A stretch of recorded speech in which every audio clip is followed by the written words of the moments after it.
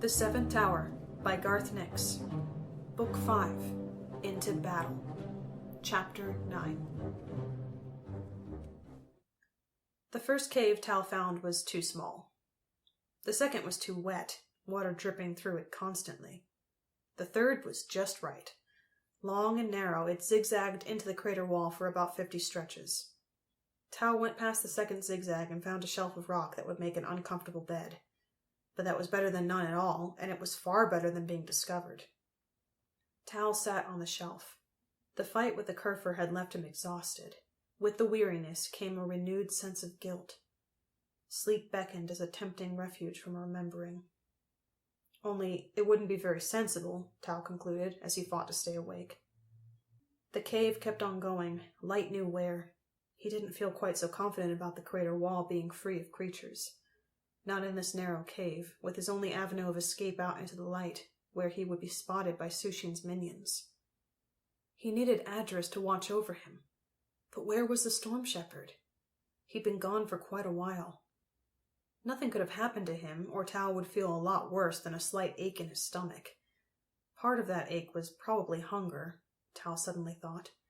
He hadn't eaten for ages. No wonder he was tired. Adris, come back, Tal whispered.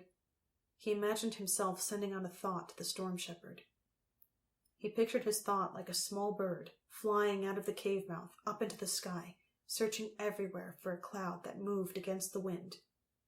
Come back, Adris. Come back. Tal concentrated on that thought for several minutes, but he had no idea if it had worked or not. He certainly didn't feel any of Adris's thoughts or feelings, as he sometimes did when the Storm Shepherd was close. A moment later, his head snapped up. He'd fallen asleep. I must stay awake, Tal whispered, pinching himself along his wrists, until Adris gets here. Perhaps he could talk to Lokar, Tal thought. He undid the knot in his sleeve and got out the red keystone. But when he focused upon it, all he could hear was continuous, mad laughter. He could see Lokar, but she did not look up from her constant pacing, and no matter what Tal said, she did not stop her crazy giggling, not even for a second. Tal put the keystone away. He would keep himself awake. But only a few minutes later, Tal caught himself nodding away again. Shaking his head, he slipped off the shelf and tried pacing up and down. It was even harder than swimming in the lake of ash. He was just so tired. Before long, he was simply staggering a few paces, turning around, and staggering back again. Every time he turned, he nearly fell over. Come on, Adris, come on, Tal whispered again as he turned. This time he did fall over, because as he turned, he ran straight into the cool, cloudy body of the Storm Shepherd. Judging from the fact he could hardly fit in the cave, and the healthy white puffiness of his body, Adris was clearly full of water and completely revitalized. I'm here, Adris boomed. His voice was so loud that Tal felt sure that every chosen on the lake would hear it. Hopefully they would think it was distant thunder. Good, said Tal sleepily. Watch, please. Too tired. With that, he collapsed onto the shelf and fell straight into a sleep that was deeper than any light dive. Adris yawned and floated himself along next to the ledge.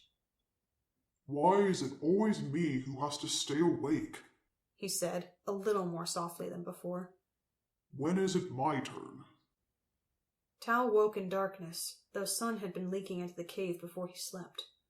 For a moment he panicked, until he could raise his sunstone and bring forth a soft, gentle light. Adris was still floating by his side, his great cloudy chest rising and falling in a steady rhythm. Every now and again, a crackle of thunder came from his nose. He was sound asleep.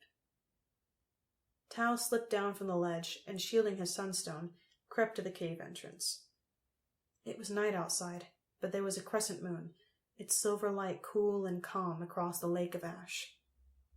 Other lights sparkled among the houses of the chosen enclave and along the bridges and walkways. Like the castle, there were many sunstones set everywhere, stones constrained to shine only when darkness fell around them.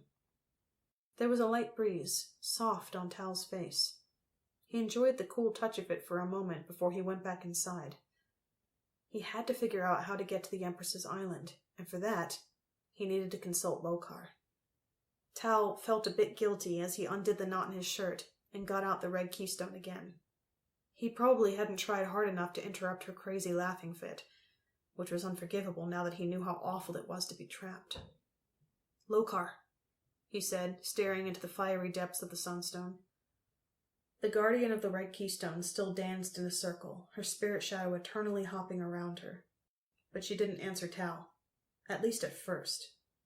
She was making a noise, though it wasn't the mad cackle of before. Tal focused even harder to try and hear what it was. Singing, he realized. Lokar was singing the same song over and over again.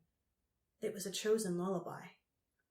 "Sun bright stay and hold me tight, all the days dawning, till I'm yawning. Starlight come at night, moonshine give me light, till sun returns, till sun returns, till sun returns."